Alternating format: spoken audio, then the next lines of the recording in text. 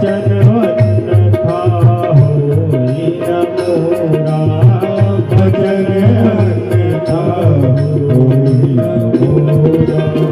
कृष्ण तनय हुई है पति तोरा, कृष्ण तनय हुई है पति तोरा, बचन अन्यथा होई न मोरा, बचन अन्यथा होई न मोरा, बचन अन्यथा होई न मोरा, बचन अन्यथा होई न मोरा।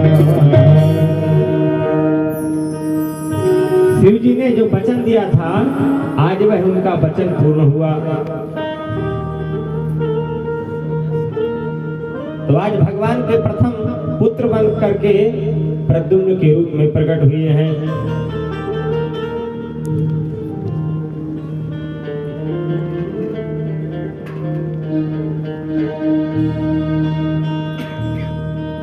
संवरासुर नाम का जो दैत्य था, वो प्रद्युम्न का हरण करके ले गया था और समुद्र में फेंक दिया।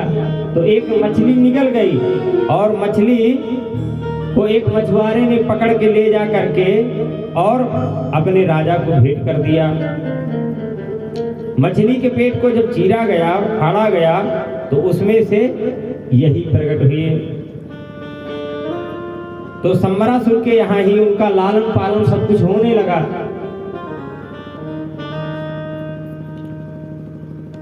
अब इधर नारद जी ने काम पत्नी रत्नी को सावधान किया कि देवी तुम इधर उधर क्यों भटक रही हो, तुम जाओ और अपने पति को संभालो। तो छद्मवेश में काम की पत्नी रति आई और संवरासुर के यहाँ रह करके प्रद्युम्न की सेवा करने लगी। पर जब सेवा करती है तो जैसे माता पुत्र को सेवा करती है तो उसके अंदर ममत्व होता है।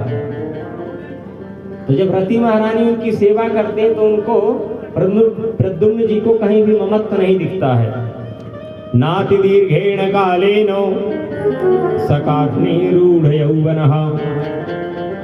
बहुत कम अवस्था में कृष्ण तनय श्री प्रद्युम्न यौवन अवस्था को प्राप्त हो गए। तो रति के भावों में भी परिवर्तन होने लगा। एक दिन प्रद्युम्न जी बोले कि देवी तुम एक तरफ माँ के समान मातृभाव कर रही हो, लालन पालन कर रही हो, और दूसरी ओर तुम्हारी जो दृष्टि है और व्यवहार उसमें कहीं भी ममत्व दिखाई नहीं पड़ता है। क्या बात है, मातृभाव मतिक्रमो वर्तसे कामनीय था। आखिर तुम कौन हो देवी?